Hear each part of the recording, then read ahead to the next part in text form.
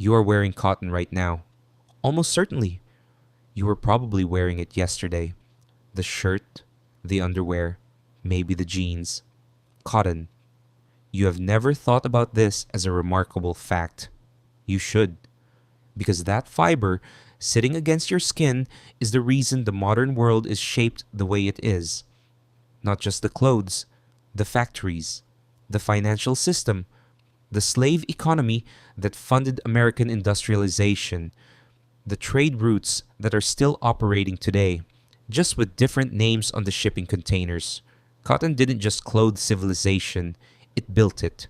And it did so by being, for most of human history, nearly impossible to process. Here is what people get wrong about the cotton gin. They think it was an invention that reduced the need for enslaved labor. Eli Whitney himself thought that. He was a Massachusetts man who wandered onto a Georgia plantation in 1792 and learned about the problem. Short staple cotton, the kind that could grow across the deep south, had seeds that stuck to the fiber so stubbornly that removing them by hand was so labor-intensive and time-consuming that it limited the amount of cotton planters could produce. Whitney's machine used rotating brushes and teeth to remove seeds from cotton fiber.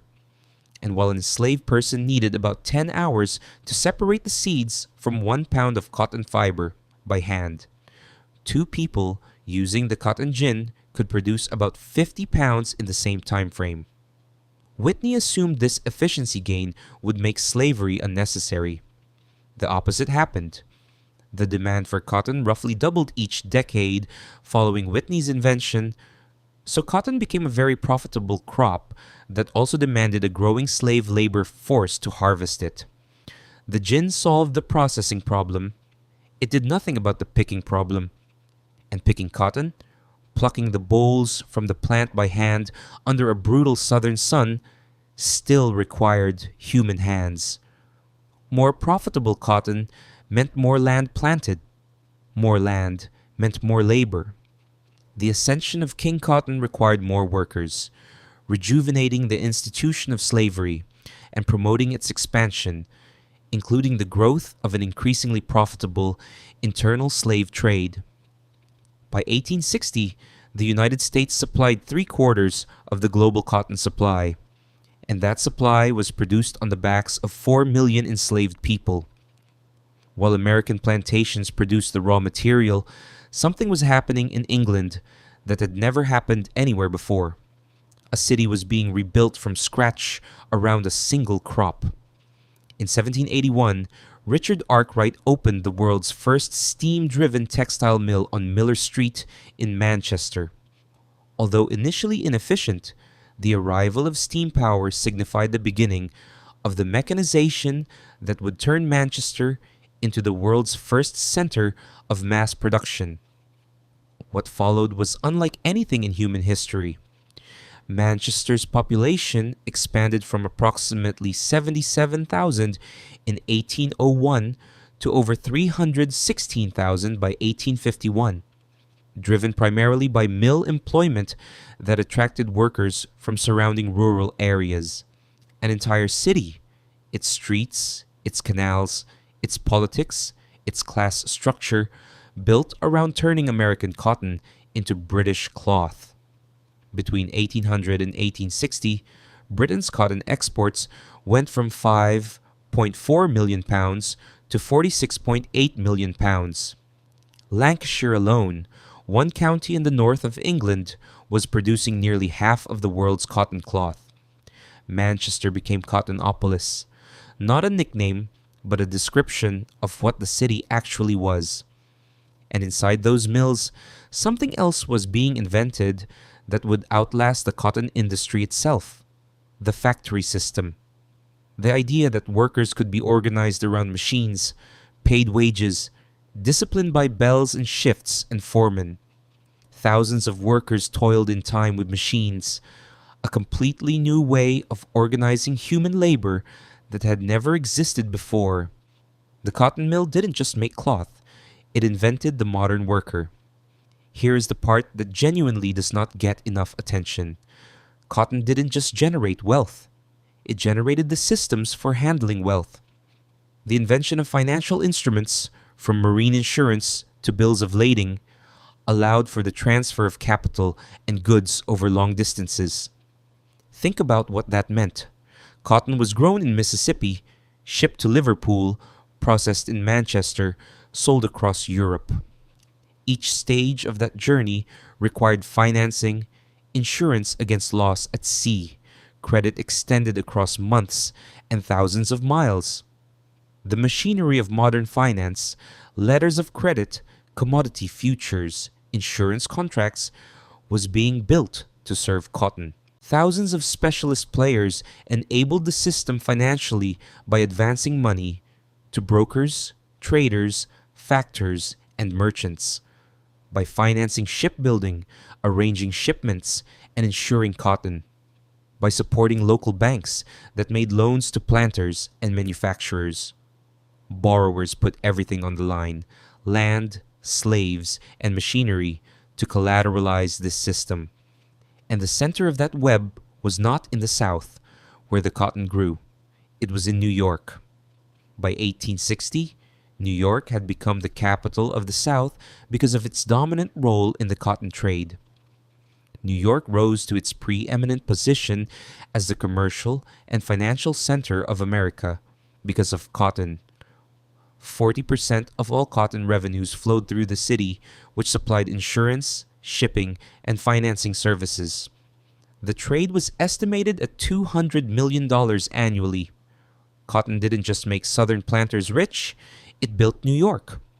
Cotton accounted for over half of all American exports during the first half of the 19th century. The cotton market supported America's ability to borrow money from abroad. The United States was a developing nation in the early 1800s. Its credit on international markets, its ability to borrow from European banks, to fund infrastructure, to grow, rested substantially on the collateral of cotton exports. The entire American credit system was, at its foundation, backed by enslaved labor on Southern soil. After the Civil War, after abolition, after the collapse of the plantation economy, you might expect cotton to fade. It didn't. It just moved.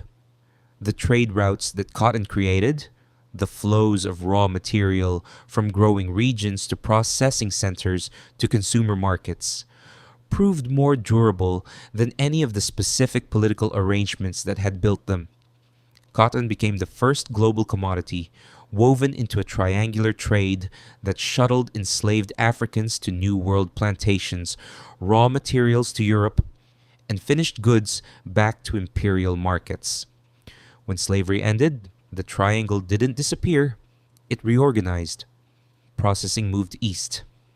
India's textile heritage stretches back millennia. The subcontinent held a global monopoly on cotton manufacturing for nearly 3,000 years, with cotton fabrics widely traded across Asia, Europe, and the Middle East. That capacity was suppressed by British colonial policy during the height of Cottonopolis. It was more profitable to grow cotton in India and ship it to Manchester than to let Indians manufacture their own cloth. After independence, India rebuilt its textile industry, and today it is one of the largest in the world. Bangladesh is now the world's second largest garment exporter, behind only China. Fashion accounts for up to 80% of Bangladesh's exports to the rest of the world. The country grows almost no cotton of its own. It imports roughly 1.81 million tons annually from Brazil, India, and African nations, runs it through its mills, and ships finished garments to every market on earth. The triangular structure, growing country, processing country, consuming country, still operates. The specific countries have changed. The logic has not. The honest accounting of cotton is genuinely uncomfortable to sit with, because the same plant created two things simultaneously and inseparably: the foundations of modern industrial capitalism and the most brutal slave economy in human history. The financial instruments that made modern banking possible were invented to move cotton. The factory system that restructured human labor across the entire planet was invented to process cotton. The trade routes that still move goods from Bangladesh to New York were laid down by cotton merchants. And all of it, see, every dollar of capital, every innovation in finance, every percentage point of American GDP in the early republic was built on forced labor that never received a cent. You are wearing cotton right now.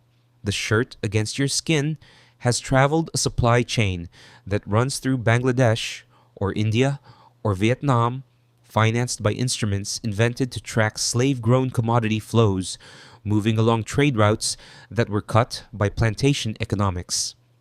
The fiber is the same. The logic is older than anyone in it understands.